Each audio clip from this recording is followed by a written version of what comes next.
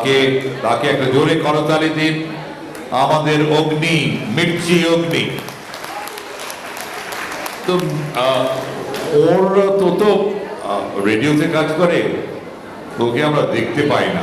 এটা একটা অ্যাডভান্টেজ বলুন বা ডিসঅ্যাডভান্টেজ বলুন, যারা আমরা বাকশিল্পী বা বাচিক শিল্পী তাদের মধ্যে। কিন্তু তাও একটু বলি, একটু ঘাটাঘাটি করে দেখলাম, অগ্নিকে আমি অগ্নি বলেই চিনতাম। অগ্নি খুব সুন্দর নিজেকে ইন্ট্রোডিউস করেছে। সানডে সাসপেন্স এবং রেড স্পোর্টস বাংলার সঙ্গে জড়িত। সুকুমার রায়ের সঙ্গে জন্মদিন শেয়ার করে, তার পুত্রকে গুরু মানে। অডিও বুক পরিচালনা করতে, থিয়েটার করতে, কবিতা পড়তে, ক্রিকেট দেখতে, আর অবশ্যই বিরিয়ানি খেতে ভালোবাসে। সব বিষয়ে মতামত দেয় না, এটা একটা বিরাট গুণ। আমাদের সমকালীন যুগের অত্যন্ত জনপ্রিয় রেডিও জকি মির্চি অগ্নি। এসো। ট্রেন্ড আছে সঞ্চালকদের মধ্যে আজকের অনুষ্ঠান আমি এখন আবৃত্তি করছি, তাহলে কোনো ইএনটির কাছে যাওয়া খুব আশু প্রয়োজন। সবসময় যদি রবীন্দ্রনাথ বা সুকুমার রায় পড়তে গিয়ে গলার কাছে হয় তাহলে এটা প্রয়োজন। কিন্তু আমার থেকে অনেক বড় মাপের মানুষ, শিল্পী আমার মনে হয় অনেক পরের কথা, অনেক পরের বিশেষণ। আমার থেকে অনেক বড় মাপের মানুষ যারা, ব্রত দিদি সমেত সবাই মিলে প্রথম সারিতে বসে আছে, সেটার জন্য আমার যে হাত পা কাঁপছে না বা হাঁটু কাঁপছে না বা হাত পা ঠান্ডা হয়ে আসছে না তা নয়, কিন্তু সেটা যদি আমি অভিনয় দিয়ে ঢেকে দিতে পারি সেখানেই আমার সাফল্য, সেখানেই আমার সার্থকতা। আর এই অভিনয়টা করতে আমাকে কি সাহায্য করবে? দু তিনটে জিনিস। এক নম্বর হচ্ছে, কেউ তো সঞ্চালনা শিখে আসে না, হয় কেউ প্রফেশনাল ট্রেনিং নেয়, নয়তো বা কেউ দেখে শেখে। আমার পুরোটাই দ্বিতীয় ক্যাটাগরিতে আমি পড়ি, আমি দ্বিতীয় শ্রেণীর অন্তর্ভুক্ত। আমার পুরোটাই দেখে শেখা, বিভিন্ন মানুষজনের সঞ্চালনা দেখা, বিভিন্ন মানুষজনের গুণীজনের সান্নিধ্য পাওয়া, তারা কিভাবে কথা বলেন, তারা কিভাবে শব্দ চয়ন করেন, তারা কিভাবে ভয়েস প্রজেকশন করেন। তারা কখনো এইভাবেও কথা বলতে পারেন, আবার কখনো এইভাবেও কথা বলতে পারেন, যেরকম আমি আপনাদের সঙ্গে এই মুহূর্তে বলার চেষ্টা করছি আর কি, এইরকমভাবে। তো আমার পুরোটাই দেখতে দেখতে শেখা, এবং এই দেখে শেখার একটা খুব মজা আছে। সেটা হচ্ছে, আপনি চট করে কোনো ক্যাটাগরিতে পড়ে যান না, মানে অমুক ভাবেই আমাকে বলতে হবে বা তমুক ভাবেই আমাকে বলতে হবে, সেরকম কোনো ক্যাটাগরিতে আপনি নিজেকে চট করে ফেলে দেন না। এবং এটার একটা খুব বড় উদাহরণ আমার মনে হয় শ্রমিক বন্দ্যোপাধ্যায়। কারা কারা শ্রমিক বন্দ্যোপাধ্যায়ের নাম শুনেছেন বা তার সম্পর্কে জানেন, একটু হাত তুলুন। খুব কম। শ্রমিক বন্দ্যোপাধ্যায়ের সম্পর্কে যারা জানেন না তাদের একটু ছোট্ট করে বলি। আমাদের এই যে বাংলা ভাষা, মায়ের ভাষা, যা নিয়ে আমাদের এত গর্ব, সেই ভাষায় যদি শ্রমিক বন্দ্যোপাধ্যায়কে কোনোদিন কোনো কথা বলতে বলা হয়, ব্রতদিদি সাক্ষী, কোনো যদি স্পিচ দিতে বলা হয়, শ্রমিকদা একটা ইংরেজি শব্দ ব্যবহার করেন না। শ্রমিকদা যদি 1 ঘন্টা বাংলায় কথা বলেন, শ্রমিকদা কোনো ইংরেজি শব্দ ব্যবহার করেন না। এর একটা উল্টো মজা আছে। শ্রমিকদাকে কেউ যদি কোনোদিন ইংরেজিতে বলতে শোনেন, শ্রমিকদা 1 ঘন্টা ইংরেজিতে কোনো বাংলা শব্দ ব্যবহার করবেন না। একজন মানুষ যার অগাধ পাণ্ডিত্য, একজন মানুষ যিনি সত্যজিৎ রায়ের ছবি সমালোচনা লিখেছেন, করেছেন, এবং আমার বলতে খুব গর্ব হয়, আমি যে স্কুলে লেখাপড়া করেছি, পাঠভবন, অনেকেই জানেন, সেই পাঠভবনে শ্রমিক বন্দ্যোপাধ্যায় অচলায়তন পড়িয়ে বেরিয়ে এসে পরের ক্লাসে মাকবেথ পড়াতেন। এই হচ্ছেন শ্রমিক বন্দ্যোপাধ্যায় না নাটসেল। রবীন্দ্রনাথ এবং শেক্সপিয়ার একই রকমভাবে ভদ্রলোকের ভুলে খাওয়া। এইটা এক রকমের স্টাইল হয়। আরেক রকমের স্টাইল হচ্ছে যে স্টাইলে এখন আমরা ক্রিকেট কমেন্ট্রি শুনি। কিন্তু তার আগে বলি, স্টাইলাইজেশন বা ক্যাটেগরাইজেশন তো অনেক পরের ব্যাপার। আমরা কি দেখি একজন সঞ্চালকের মধ্যে? প্রথমে অ্যাটলিস্ট আমি কি দেখি, আমি পুরোটাই আমার ব্যক্তিগত অভিজ্ঞতার কথা আপনাদের বলবো, ব্যক্তিগত অনুভূতির কথা বলবো। আমি ব্যক্তিগতভাবে একজন সঞ্চালকের মধ্যে কি দেখি? প্রথমত বলি, কারা কারা সঞ্চালনা করতে চান হাত তুলুন। খুব ভুল কাজ করছেন, করবেন না, খুব ভুল। কারণ এটা আপনারা মানুন বা না মানুন, দিদি হয়তো একটু রেগেই যাবেন এটা বললে, কিন্তু সঞ্চালকরা অ্যাক্সিডেন্টের মতো। কেউ তাদের কথা শুনতে চান না, কেউ তাদের কথা শুনতে আসেনি। তাদের কাজ মুখ বন্ধ করে থাকা, মানে বাংলায় যেটাকে আমরা বলি মুখ বন্ধ করে দেওয়া, মানে তাদের কাজ ইন্ট্রোডাকশন করে চুপ করে যাওয়া বা মধ্যে মধ্যে এসে ধরতাই দেওয়া। এইখানে আমার একটা রেডিওর অভিজ্ঞতার কথা আপনাদের বলি। আমি যখন রেডিও মির্চিতে সঞ্চালনা করতে শুরু করি 9 বছর আগে, আমার তৎকালীন প্রোগ্রামিং হেড যিনি আমাকে চাকরি দিয়েছিলেন তিনি ইন্দ্রাণী চক্রবর্তী, যিনি এখন বর্তমানে সানডে সাসপেন্সের কর্ণধার, যার হাত ধরে 2009 সালে সানডে সাসপেন্সের পথ চলা শুরু। ইন্দ্রাণী চক্রবর্তী আমার প্রোগ্রামিং হেড, তিনি আমাকে চাকরি দিয়েছিলেন। তিনি আমাকে প্রথম দিন যে আমার ওরিয়েন্টেশন হয় সেখানে ইন্দ্রাণীদি বলেছিলেন যে তুমি জানো একজন রেডিও জকির কাজ কি? আমি বলেছিলাম হ্যাঁ কথা বলেন। যে এই তো ভুল জানো, কথা বলা কাজ নয়, কম কথা বলা কাজ। এইটা যেদিন বুঝতে পারবে সেদিন তুমি একজন ভালো রেডিও সঞ্চালক হতে পারবে। তা আমি এই কথাটা নিয়ে অনেক ভেবেছিলাম। আমার পরবর্তী যেটা মনে হয়েছিল তাহলে কেন মরতে এলাম এখানে। আরে ভাই, আমি যখন অডিশন দিয়েছি তখন বাইরে শুনছি গাদা গাদা লোক বলছে আমাকে যদি একবার কথা বলতে দেয় না মাইক আমি ফাটিয়ে দেবো। এবং এই মিসকনসেপশনটা আমাদের মধ্যে 95 জনের আছে 100 জনের মধ্যে। দেওয়া যায় না ভাই। একটা খুব র্যান্ডম এক্সাম্পল আমি বলি, আমার থেকে বয়সে ছোট কে আছেন একটু হাত তুলুন তো। আমার 31 বছর বয়স, আমার থেকে কম কম কে আছেন? অনেকে ছোট আছেন। ছোটদের র্যাঙ্ক করা সহজ, তাই বলছি। কেউ একজন উঠে দাঁড়াবেন, যে কেউ একজন ভলেন্টিয়ার করুন। আপনি আমার থেকে ছোট কোনো দিক দিয়ে মনে হচ্ছে না, বসুন। অন্য কেউ একজন? হ্যাঁ, আপনার 26? আপনার বিয়ে হয়ে গেছে? তাই জন্যই আপনাকে মনে হচ্ছে 50। কোনো অসুবিধা নেই। আপনার 18-র পরে বিয়ে হয়ে গেছে? বসুন, আপনার সাথে পরে কথা বলছি। আপনি এদিক থেকে কেউ আছেন? হ্যাঁ, একটু দেখি একটু। হ্যাঁ, তো তুমি এটা ওকে একটা মাইক দেওয়া যাবে চট করে? আমি একটু ছোট আলোচনা মানে একে অপরের মধ্যে আড্ডা মারতে মারতে যাও। আমার অত জ্ঞান নেই যে আমি আপনাদের সঙ্গে জ্ঞান বিতরণ করতে পারবো। আমি আড্ডা দিতে পারি, আলোচনা করতে পারি।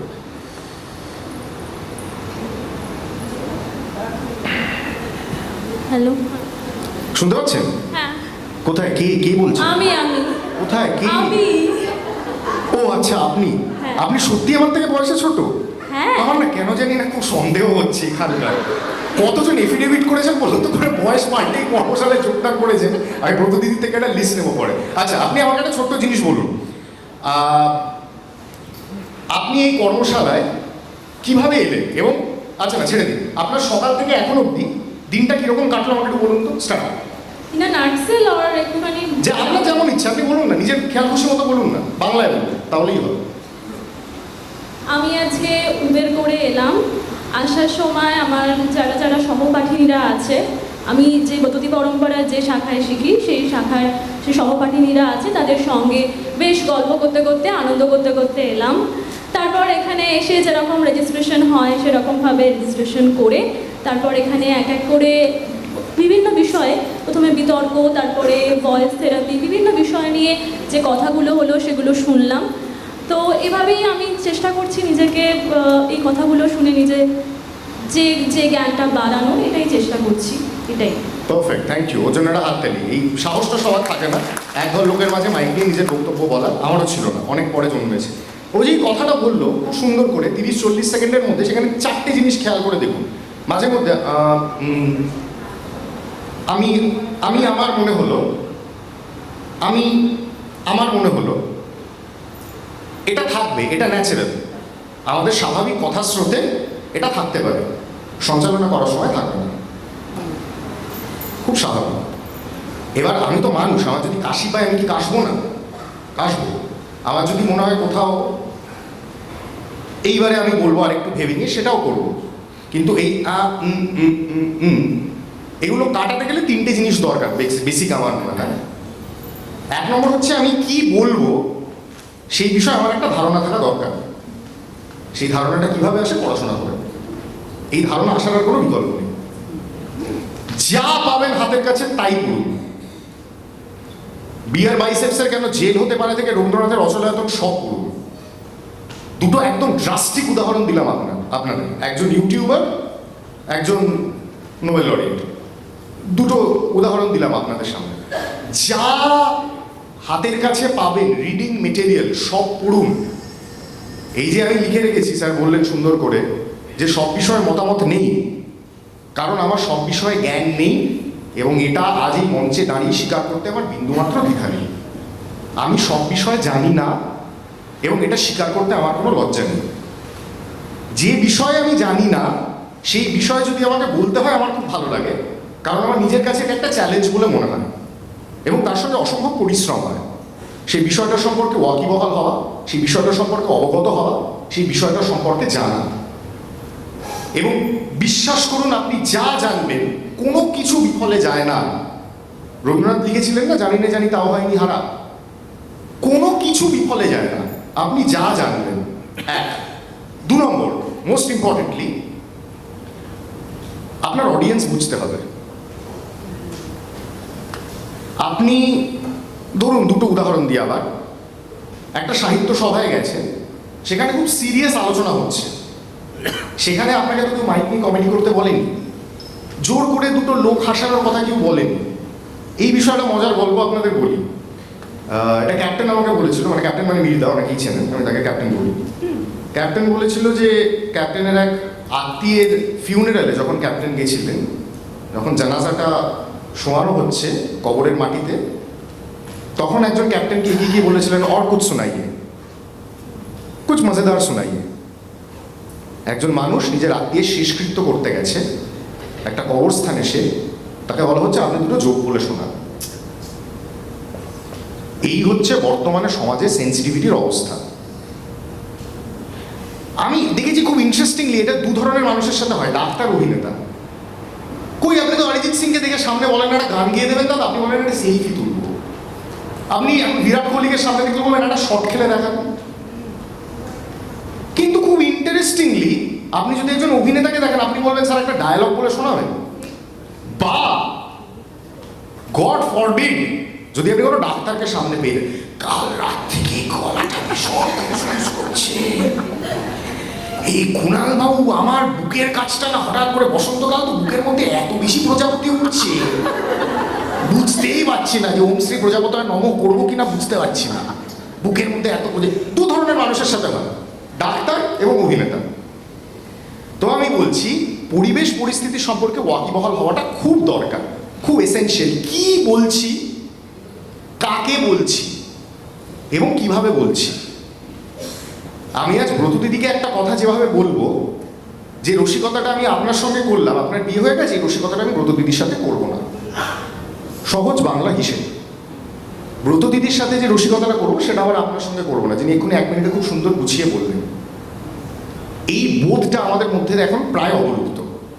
কাকে বলছি, কি বলছি, কখন বলছি, আর জেনে বলছি কি। এখানে আমি এই মঞ্চে দাঁড়িয়ে বলছি, এটা ক্রাইমের পর্যায়ে পড়ে সমীপ বন্দ্যোপাধ্যায়ের নাম না জানা, ক্রাইমের পর্যায়ে পড়ে। যে কজন বাঙালি সত্যিকারের আন্তর্জাতিক সমীপ বন্দ্যোপাধ্যায়, তাদের মধ্যে একজন। সমীপ বন্দ্যোপাধ্যায়কে বিদেশের ইউনিভার্সিটি ডেকে পাঠায় পড়ানোর জন্য। কিন্তু আমরা ঋত গৌরবে আমরা খুব খুশি যে আমরা, আমাদের ফেলুদা আছে, আমাদের একটা রবীন্দ্রনাথ আছে, আমাদের রসগোল্লা জিআই হয়ে গেছে, আমরা খুব খুশি। এটা আমি আউট অফ বিটারনেস বলছি না, এটা সত্যি। এটার একটা উল্টো দিক আছে। অবশ্যই না জানাটা ক্রাইম, কিন্তু এমন কোনো ক্রাইম নয় যার জন্য আপনাকে কেউ শুলে সরিয়ে দেবে। আজ আপনি কি বলতেই পারেন আমার জানার দরকার নেই সমীপ বন্দ্যোপাধ্যায়ের নাম, আমি মার্টিন স্করসেসির নাম জানি, তিনি আমার জীবনের ক্ষেত্রে, কাজের ক্ষেত্রে অনেক বেশি গুরুত্বপূর্ণ। এই যে একটু আগে বলছিলাম সবাই সব জানেন না, এইটারও একটা ফ্লিপ সাইড আছে। অবশ্যই এটা জানা বা না জানার মধ্যে কোনো ক্ষতি নেই। এটা চন্দ্রিল, আমি যে বলেছি না, সবই অন্যের বলা কথা আপনাদের আজ বলবো।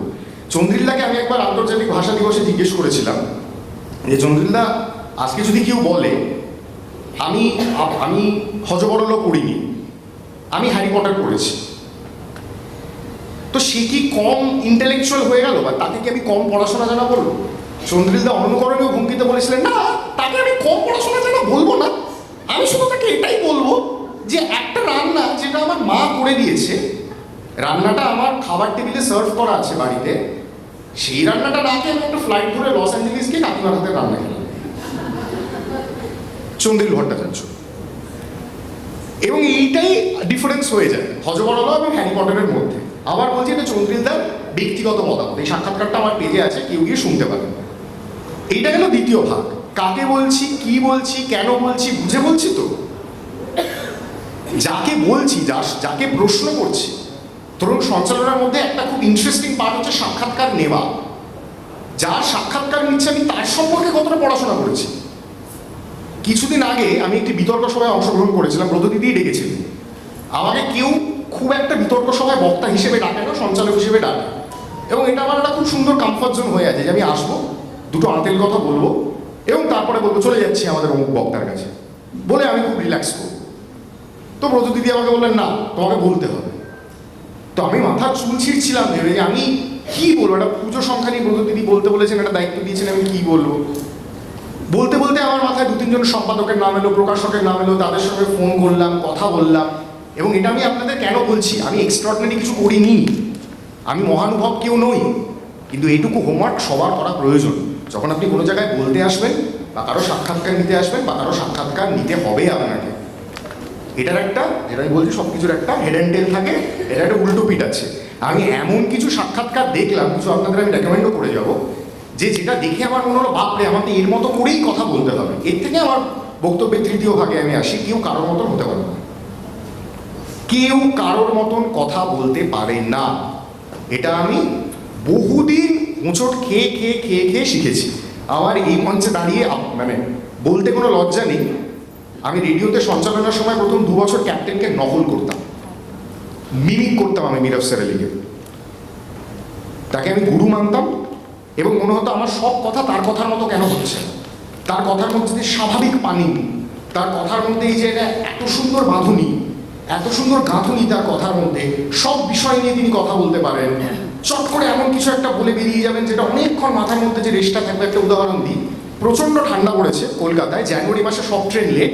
ক্যাপ্টেন এটা পড়ছিল যে রাজধানী লেট, দুরন্ত লেট, শতাব্দী লেট, করে শেষ করলো এই বলে, এর থেকে আপনি কি বুঝলেন? শব্দ হাওড়া স্টেশনে। তার মনে হতো আমি এটা কেন পারছি না, আমার এটা কেন মাথায় এলো না? কি স্বাভাবিক একটা কথা, লোকটা চট করে মজার ছলে বলে বেরিয়ে গেল। এবং এটা যেন তো খুব বাঙালি হিউমার।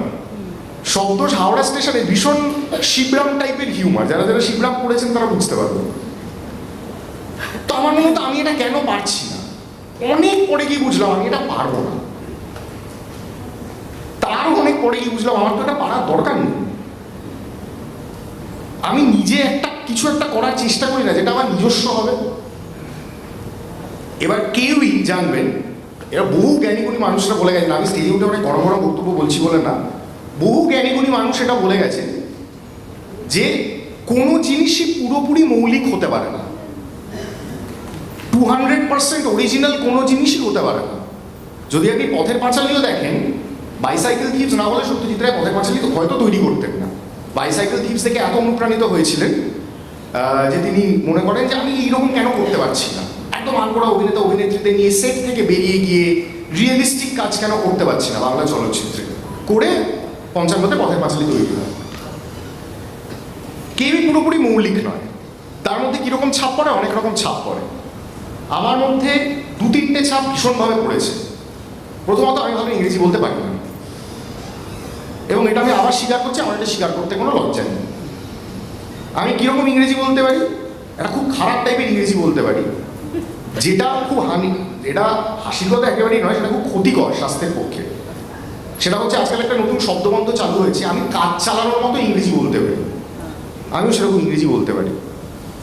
সেই ইংরেজি জানাটা কোনো কাজের কথা না।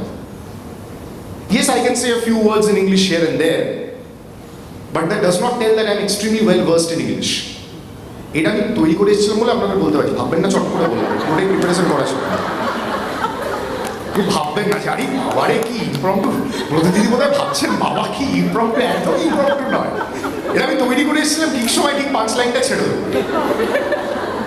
যেন যখন অডিয়েন্স জাস্ট একটু লাঞ্চ করে যখন এই দিকে যাচ্ছে, তখন এমন একটা লাইন বলে হ্যাঁ কি হলো। এইটা আমার এসছে, এই প্রেজেন্স অফ মাইন্ডটা আমার এসছে বহু বছর সঞ্চালনা করার পর। এইগুলো গার্নিশিং, এগুলো মাখা সন্দেশ, আপনার পোলাও মাংস নয়, এগুলো আপনি শেষ পাতে পাবেন, ডেজার্টে পাবেন। তাই বলে আমার বক্তব্য শেষ হয়ে আসছে না, চিন্তা করবেন না। শেষ পাত মানে আমার লোকে ভাববে যে এই তো শুরু করবে, আপনার কিবাজি করে এসছে। কিন্তু এই যে মেন কোর্স বা ইনগ্রিডিয়েন্টস যেটা আমি বলছি, আমার মধ্যে অনেক রকম ছাপ পড়েছে। এক হচ্ছে পাঠভবনে পড়া, পাঠভবনে স্কুলিং, যে স্কুল আমাকে বিশ্বাস করতে শিখিয়েছে E=mc² জানাটা যতটা জরুরি, রক্তকরবী পড়াটাও ততটা জরুরি, পাঠভবন আমাকে এটা বিশ্বাস করতে শিখিয়েছে। আমার মা বাবা এবং আমার দিদি, আমার মা বাবা এবং আমার দিদি ব্যক্তিগতভাবে তিনজনে আলাদা আলাদাভাবে স্বতন্ত্রভাবে আমার থেকে 10 গুণ বই পড়েছে। কাজেই ছোটবেলা থেকেই আমি বাড়িতে বইয়ের র্যাক দেখেছি, বইয়ের আলমারি দেখেছি, এবং তার মধ্যে ঠাসা বই দেখেছি, সব রকমের বই দেখেছি। ইংরেজি, বাংলা, ওমর খায়াম আমি দেখেছি, তার মধ্যে বাংলায় অনুবাদ করা। আমি সব রকমের বই দেখেছি। সেই একটা পড়া, এবং তারপরে বিগত 10 বছরের রেডিও মির্চির অভিজ্ঞতা। যে রেডিও মির্চিতে কাজ করার সময় আমি ইন্দ্রাণী চক্রবর্তীর মতন মানুষকে পেয়েছি পথপ্রদর্শক হিসেবে, মীর আফসার আলীর মতো মানুষকে পেয়েছি আমার মেন্টর হিসেবে, দীপকে পেয়েছি আমার মেন্টর হিসেবে, যার সঙ্গে আমার ভিডিও দেখে আপনারা অভ্যস্ত সেই সমকটাকে পেয়েছি আমার মেন্টর হিসেবে। এবার এটা অনেকে ভাববেন না আমি দীপকে দীপই বলি, কারণ দীপ নিজে বলেছিল ওকে দীপটা না বলতে। আবার বলে যে সমক তো দ্বীপের থেকে অনেক ছোট, দেখেছো তো, ছোট্ট করে খেলে বেরিয়ে গেল, কিন্তু নিষ্ঠুর লোক। নিষ্ঠুর কিছু নই, সবাইকে আমি ইকুয়ালি সম্মান করি। দীপকে আমি দীপ বলি, ক্যাপ্টেনকে ক্যাপ্টেন বলি, তাই সেভাবেই বলছি। রিচার্ডের মতন এমন একজন মানুষকে পেয়েছি যে না থাকলে যে সানডে সাসপেন্সের মেরুদণ্ড বলে আমি মনে করি, শিরদাঁড়া, যে না থাকলে সাউন্ড ডিজাইন হতো না এবং সানডে সাসপেন্স 15 বছর টিকে থাকতো না। সেই রিচার্ডের মতন মেন্টরকে আমি পেয়েছি। এটা অনেকে অস্বীকার করে পরের দিকে গিয়ে। কেউ নিজে নিজে পুরোটা শিখতে পারে না। বিশেষ করে শিল্পকর্ম যেগুলো, আবৃত্তি বলুন, কেউ কেউ জিনিয়াস হন। Satyajit Ray genius, Rabindranath genius. Unfortunately 99.99% মানুষ আমার আপনার মতো জিনিয়াস নন। তারা যেটুকু যা করতে পেরেছে তাদের মধ্যে ওই ছাপটা পড়েছে ওদের, এবং সেটা পরবর্তীকালে গিয়ে সবাই খুব সানন্দে অস্বীকার করেন যে আমি প্রথম থেকেই পুরোটাই নিজে করেছি, আমাকে কেউ কিছুই বলে দেয়নি, আমাকে সবাই একেবারে পথের ধারে ছেড়ে দিয়েছিল, আমি মানে ছেঁড়া খোড়া কাপড়ে উস্কো খুস্কো চুলে বিশু পাগলের মতন চিৎকার করে করে বেড়াতাম, আমি মেহের আলীর মতন বলতাম সব ঝুটে ক্ষুদিত পাষাণ হয়ে গেছিলাম। তারপরে সেখান থেকে আমি যে কি সাংঘাতিক। এবং এইটা সঞ্চালনায় যেদিন আপনার চলে আসবে আমি আমি আমি আমি, সেদিন আপনি রূপম ইসলাম হয়ে যাবেন। কারণ আপনি বলবেন আমি আমি, আপনি বলবেন জানি জানি, চোরাবালি কথা। এটা মজা করে বললাম। যেদিন আপনার মধ্যে আমি আমি আমি আমিটা চলে আসবে সেদিন আপনার পেশা ছেড়ে দেওয়া উচিত। আমি কত ভালো বলতে পারি সেটা আমার সঞ্চালনার প্রমাণ হতে পারে না। আমি কি অনুষ্ঠানটার উপকার করছি সেটা আমার সঞ্চালনার, ভালো সঞ্চালনার প্রমাণ। আমি কত বাকবিতণ্ডায় পটু সেইটা প্রমাণ দেওয়ার জায়গা আজকের এই মঞ্চটা নয়। আমি আমার জীবনে যা যা শিখেছি, এমন করে বলছি আমার 80 বছর বয়স, এক পা কবরে, তা নয়। আমি আমার জীবনে মানে আর একটু রিফ্রেশ করে বলি আপনাদের, এই দেখুন একটা ইংরেজি শব্দ ব্যবহার করলাম, আর একটু গুছিয়ে বলি আপনাদের, আমি আমার স্বল্প পরিসরে যেটুকু শিখেছি তার মধ্যে এইটুকু আমি আপনাদের বলছি যে যেদিন সব আমি করেছি, আমাকে আমিই পুরোটা শিখিয়েছি এবং আমি স্টেজে উঠে অসাধারণ বলছি, আমি ফাটিয়ে দিচ্ছি, সেদিন থেকে আপনার পতন অনিবার্য। সেদিন থেকে আপনার পেশা ছেড়ে বাড়ি গিয়ে কিছু একটা করা উচিত, কিছু একটা করবে।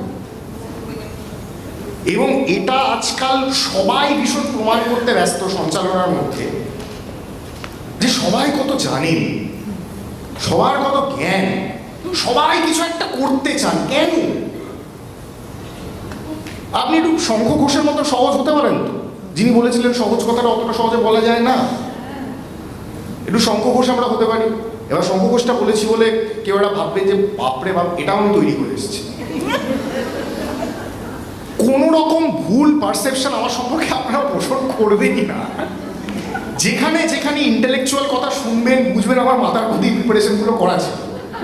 যেদিন থেকে ব্রত দিদি বলেছেন যে তোমাকে এগুলো বলতে হবে, সেদিন থেকে এসেছি। এবং এই শিক্ষাটা আমাকে ইন্দ্রাণী চক্রবর্তী দিয়েছিলেন, যেটা আমার সঞ্চালনার শেষ ভাগের শেষ বক্তব্য। Be honest. আপনি যদি সৎ না হন অডিয়েন্সের প্রতি, আপনার ফাঁকিবাজি ধরা পড়ে যাবে, ধরা পড়ে যাবে আপনার ফাঁকিবাজি। এবং রেডিও আরো মারাত্মক জিনিস, কারণ রেডিওতে সপ্তাহে 6 দিন 5 ঘন্টা করে কথা বলতে হয়। সেখানে আপনি 1 সপ্তাহ ফাঁকিবাজি করে পার পেয়ে যাবেন। আপনি আসেন অটোতে, বললেন BMW-তে আসে, হয়ে গেল, আপনি 1 সপ্তাহের জন্য পার পেয়ে গেলেন। 2 সপ্তাহ, 3 সপ্তাহ, চলুন 6 মাস। তারপর ইন্দ্রাণীদি আমাকে এটা বলেছিলেন, রেডিওতে বিশেষ করে সঞ্চালনার কাজে কোনো ফাঁকিবাজি চলে না। নিজের প্রতি সৎ হও, অডিয়েন্স আপনা আপনি তোমাকে গ্রহণ করবে। তুমি যদি সকাল 9টার মেট্রোয় ধাক্কা খেতে খেতে অফিস আসো, সেটাই তোমার গল্প। তোমার চড়ার দরকার নেই বিএমডব্লিউ। তোমাকে যদি 10টা অ্যাপ ক্যান্সেল করার পর যদি 11 নম্বর ক্যাবে তুমি জানো 100 টাকা ভাড়া, 500 টাকা ভাড়া দিয়ে একটা বৃষ্টির দিনে তোমাকে বাড়ি থেকে অফিস যেতে হয়, সেটাই তোমার গল্প। তোমার আর অন্য গল্প খোঁজার তো প্রয়োজন নেই। কিন্তু তার মানে এই নয় আমি ছোট থেকে এই মানে আমি সারা জীবন এই থাকবো, সেটা তো নাও হতে পারে। আমার আগে এতটা একটানা বলার অভ্যেস ছিল না, এটাও আমি আপনাদের খুব অনেস্টলি বলছি। এবং এটা আমি এই একটা ট্রেড সিক্রেট, আপনাদের একটাই ট্রেড সিক্রেট বলবো আজকে, সেটা হচ্ছে এই যে আমি এখনো যদি আমার কোনো জায়গায় কিছু একটা বলার বক্তব্য থাকে, সঞ্চালনার ক্ষেত্রে মাঝে মাঝে করি, মাঝে মাঝে করি না, কিন্তু এই ধরনের যখন একা বলতে হচ্ছে, এবং বিশেষ করে ব্রত দিদি এটা খুব গুরুত্বপূর্ণ দায়িত্ব দিয়েছেন লাঞ্চের পর বলা। কারণ পাঁঠার মাংস আর মাছগুলো যখন পেটের মধ্যে কিলবিল করছে, কে কি বলছে, বাবা জ্ঞান দিচ্ছে, আর্ধেক হাই উঠতে শুরু করেছে, অনেকে এরকম এরকম করছেন হাইটাকে কাটানোর জন্য তুলি তুলি মেরে, তখন যদি আপনাকে অডিয়েন্সকে ধরে রাখতে হয় সেই অবস্থায় আপনাকে লিখে তৈরি হতে হবে। এইটা আমি ভীষণ বিশ্বাস করি। আমি এখন আমার হাতের সামনে কোনো স্ক্রিপ্ট নেই, তার কারণ এই স্ক্রিপ্টটা লেখার পর আমি বাড়িতে 20 বার পড়েছি। তাই জন্য আমার হাতের সামনে এই মুহূর্তে কোনো স্ক্রিপ্ট নেই। এবং এটা আমি আবার বলছি, আমি মহৎ কিছু করিনি, বেসিক এটা। পেশার প্রতি যদি আপনি অনেস্ট থাকতে চান, আপনাকে যে দায়িত্ব দেওয়া হচ্ছে সেই দায়িত্ব যদি আপনি পালন করতে চান, তাহলে আপনার এই হোমওয়ার্কটুকু করা প্রয়োজন। এটা আমি এই জন্য বলছি না যে কেউ হয়তো ইন্সপায়ার্ড হয়ে এটা করবেন, আমি আমার প্রসেস, আমার মেথড আপনাদের সঙ্গে শেয়ার করছি। আমি এটা ফলো করি এবং আমি আরেকজন মানুষকে দেখেছি এই জিনিসটা ফলো করতে। তিনি 25 বছর রেডিওতে কথা বলার পর finally he has moved on from radio, Mir Afzal Ali. আমি এই ভদ্রলোককে দেখেছি 20 বছর রেডিওতে কথা বলার পরও 7টা 5-এ যখন তিনি প্রথম কথা বলতেন, পুরোটা লেখা থাকতো। তিনি 6টা 45-এ স্টুডিওতে আসতেন, 6টা 50-এ স্টুডিও দরজা ঠেলে ভেতরে ঢুকতেন। ওই 15 মিনিট আমাদের কারোর যাওয়ার অধিকার ছিল না, বাকি সময়টা অবারিত দাদা, যে কেউ গিয়ে কথা বলতে পারে, টিপস নিতে পারে, আড্ডা মারতে পারে, মজার কথা বলতে পারে। ওই 15 মিনিট ক্যাপ্টেনের নিজের সঙ্গে নিজের 15 মিনিটও লিখতো। এবং আমি দেখেছি ক্যাপ্টেন এইভাবে বলতো প্রথম 15 মিনিট, মানে প্রথম যে কথাটা বলবে, কত দৈর্ঘ্য হবে সেই কথাটা, 1.5 মিনিট খুব বেশি হলে। রেডিওতে আমি আপনাদের বলি, রেডিও মিট শুধু অডিট হয়, অডিটেড কোম্পানি। আমরা যারা কথা বলি, আমাদের কথা বলার দৈর্ঘ্য কত জানেন? সেটা যদি আপনি বারবার লঙ্ঘন করেন, আপনাকে অডিটে ধরবে। আমাদের কথা বলার দৈর্ঘ্য 40 সেকেন্ড। শুনতে যতটা বিস্ময়কর মনে হচ্ছে ততটাই সত্যি। 40 সেকেন্ড। 20 বছর সঞ্চালনা করার পর ক্যাপ্টেনের ক্ষেত্রে ছিল 1 মিনিট, মাত্র 20 সেকেন্ড বেশি। এত বছর সঞ্চালনা করার পর ছিল 1 মিনিট। 1.5 মিনিট, 1 থেকে 1.5 মিনিট একটা লোক কথা বলবে। সে 20 বছর কথা বলছে, তাকে যদি মাঝরাতে আমি ঘুম থেকে ঠেলে তুলে দিয়ে বলি কিছু একটা বলো, সে বলে দেবে। তার কি দরকার লেখা? কি দরকার তার প্রত্যেক দিন সকালবেলা 6:45 এসে প্রথম জিনিসটা লিখে দেখে বলা? এইটা আমি এই ভদ্রলোকের কাছ থেকে শিখেছি। ওই ভদ্রলোকের কাছ থেকে এটা শিখেছি বলে আজ আপনাদের সামনে দাঁড়িয়ে 15 মিনিট না থেমে কথা বলতে পারছি। এটা আমার নিজের কোনো কৃতিত্ব নেই, আমার নিজের একটা শেখা আছে, একটা শিক্ষা আছে, যে তোমার কথার দৈর্ঘ্য 1.5 মিনিট হোক বা 1.5 ঘন্টা, তুমি প্রিপেয়ার না করে মঞ্চে উঠতে পারো না। এবং যেদিন তোমার মনে হবে আরে বলে দে, এত বছর ধরে বলছি বলে দিই না, সেদিন শেষ। কেউ বলে দিই না বলে কিছু হয় না, করে দিই না বলে কিছু হয় না। অনেকে আমাকে এটাও বলেন, বিরাট আঁতেল লিখে রেখেছে বায়োতে, আপনি যেটা বললেন লিখে রেখেছে বায়োতে, সত্যজিৎ রায়কে গুরু বলে। কি আঁতেল! তুমি কাকে গুরু বলে মানব? যে হাইয়েস্ট এক্সাম্পল সেট করে, এই দেখুন আবার ইংরেজি কথা বললাম, যে সবচেয়ে ভালো উদাহরণ, যে দৃষ্টান্ত স্থাপন করে, তাকেই তো গুরু বলে মানব। আমার যদি আবৃত্তি শুনতে হয় তাহলে আমি এইটা শুনবো, আপনাদের শোনাচ্ছি। এটা কানেক্টেড আছে তো স্যার? ঘুমিয়ে পড়েছেন দেখেছি।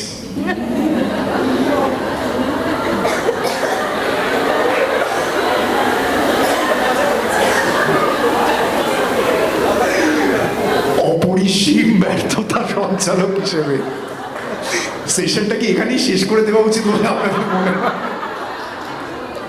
আচ্ছা, কাদের কাদের ঘুম পাচ্ছে সত্যি অনেস্টলি হাত তুলুন। ব্রত দিদি সবাইকে এমন শাসিয়ে রেখেছে, কেউ যদি উল্টো কথা বলে তাহলে পরম্পরা মেনে কিছু একটা হবে। সবাইকে শাসিয়ে রেখেছে। আমি হঠাৎ করে কথা বলতে গেলে সে কি নিশ্চিদ্র ঘুমা, বহুদিন এরকম ভালো ঘুমোইনি। না না, আপনাদের একটা ছোট্ট জিনিস শোনাই, মানে আমার যদি আবৃত্তি ফলো করতে হয়, কেন শোনাচ্ছি সেটাও বলবো। You didn't get it. এইটা শোনাই, এটা বিজ্ঞাপন। এরকম হয়, Potatoes and more at ₹9 in just 10 সুইগির বিজ্ঞাপন, আপনারা জানেন। আগে আমি বারবার দেখেছি লাল রঙের শাড়িতে দাঁড়িয়ে ফুলের মতো রাঙা।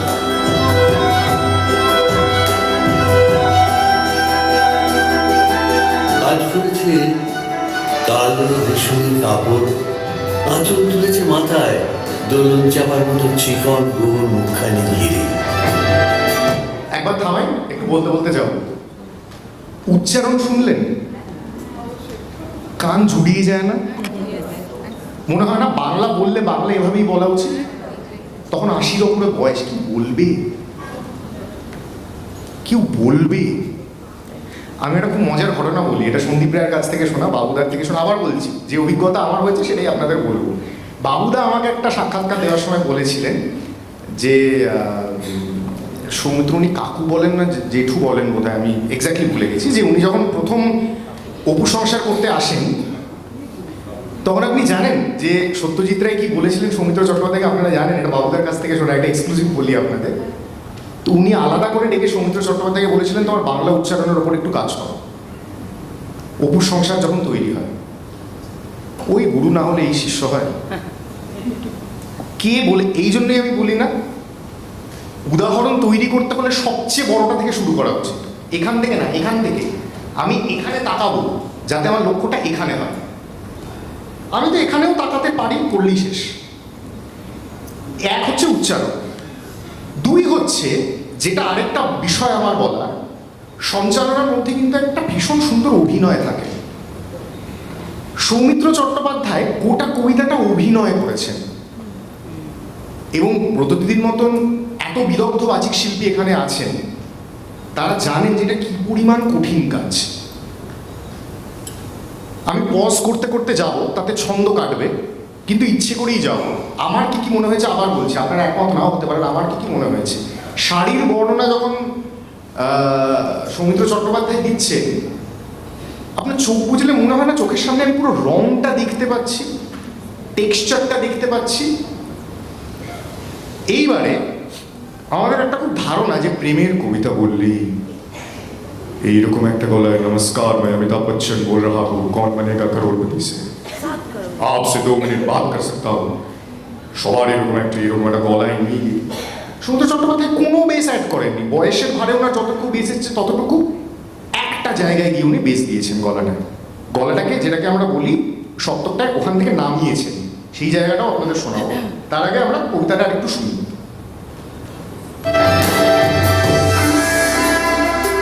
মনে হলো কালোর রঙে একটা গভীর দূরত্ব ঘনিয়ে নিয়েছে। গভীরের টানাটা শুনলেন? শিক্ষা। সৌমিত্র চট্টোপাধ্যায় ছিলেন টেক্সট বুক। গভীর বললেন, গভীর বলে ছেড়ে দেন। চারদিকে যে দূরত্ব সর্ষে ক্ষেতের শেষ সীমানায় শালবনের নীলাঞ্জন।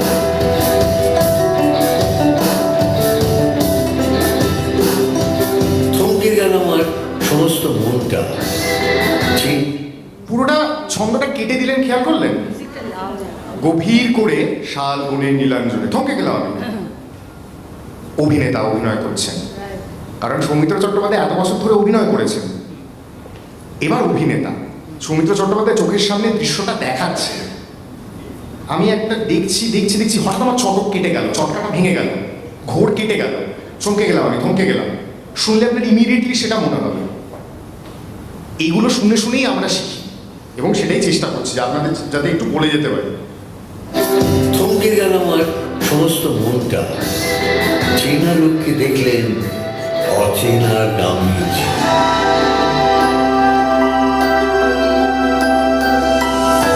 হঠাৎ খবরের কাগজ ফেলে দিয়ে আমাকে করলেন নমস্কার, সমাজবিধিক পথ গেল খুলে, আলাপ করলেন শুরু।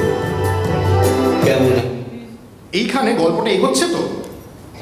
একজন ন্যারেটারের ভঙ্গিতে উনি বলছেন, খবরের কাগজ ফেলে দিয়ে আমি উঠে গেলাম, আলাপ করলাম, হয়তো এবার কুশল বিনিময় হবে, আমরা জানি না। কোনো ছন্দ নেই।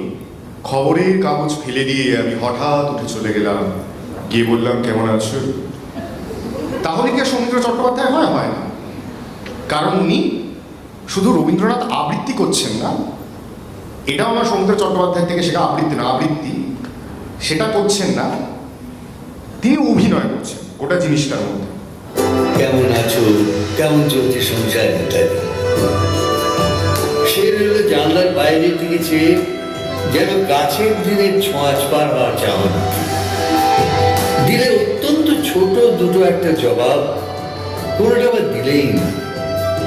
বুঝিয়ে দিলে হাতের অস্থিরতায় কেন এসব কথা, এর চেয়ে অনেক ভালো চুপ করে থাকা। আমি ছিলাম অন্য বেঞ্চিতে ওর সাথীদের সঙ্গে, একসঙ্গে আগুন নেড়ে জানালে কাছে আসতে মনে হলো কম সাহস নয়। বসলো ওর এক বেঞ্চিতে, গাড়ির আওয়াজের আড়ালে বললেন মৃদুস্বরে, কিছু মনে করো না, সময় কথা সময় নষ্ট করবার। একটুও অভিনয় করছেন না, খেয়াল করেছেন এই জায়গাটায় ভদ্রলোক? কারণ এখানে গল্প এগোচ্ছে কবিতায়, এবং তারপরে যখন মহিলার কণ্ঠ, মানে এগুলো যে কি টেক্সট বুক সৌমিত্র চট্টোপাধ্যায়, যখন মহিলাটি বলছেন কিছু মনে করো না, সময় কথা সময় নষ্ট করবার, এতটা স্বাভাবিক অভিনয় বহুদিন ছিল না বাংলায়। কিছু মনে করো না, সময় কথা সময় নষ্ট করবার, আমরা তো বললে এভাবেই বলবো। একজন প্রাক্তন যার সঙ্গে দেখা হয়েছে, রেলগাড়ির কামরায় হঠাৎ দেখা, ভাবিনি সম্ভব হবে কোনোদিন, তাকে যদি আমি চোখের সামনে দেখি, সেও অস্বস্তিতে আমিও অস্বস্তিতে, মধ্যিখানে অপার একটা নীরবতা, টুকটাক কথা হচ্ছে, আমি আমার উল্টো দিকে যিনি বসে আছেন তিনি বুঝতে পারছেন আমার হয়তো কিছু বলার আছে যেটা আমি বলে উঠতে পারছি না, তিনি এক্স্যাক্টলি এটাই বলবেন যে কিছু মনে করবেন না, সময় কথা সময় নষ্ট করবেন, এভাবেই বলবেন। করো না, সময় কথা সময় নষ্ট করবার। আমাকে নামতে হবে পরের স্টেশনেই, দূরে যাবে তুমি, দেখা হবে না আর কোনোদিন। তাই যে প্রশ্নটার জবাব এতকাল থেমে আছে, শুনবো তোমার মুখে, সত্য করে বলবে তো? আমি বললেন বলবো। আমি বললাম বলবো। এর পরের 1 মিনিট সৌমিত্র চট্টোপাধ্যায় আসল খেলাটা খেলবেন। একজন অভিনেতার, একজন বাচিক শিল্পীর সবচেয়ে বড় সম্পদ হচ্ছে পরিমিতি বোধ। কোথায় কতটুকু কি করব, এরপর সৌমিত্র চট্টোপাধ্যায় বোঝাবেন যে তিনি কেন সৌমিত্র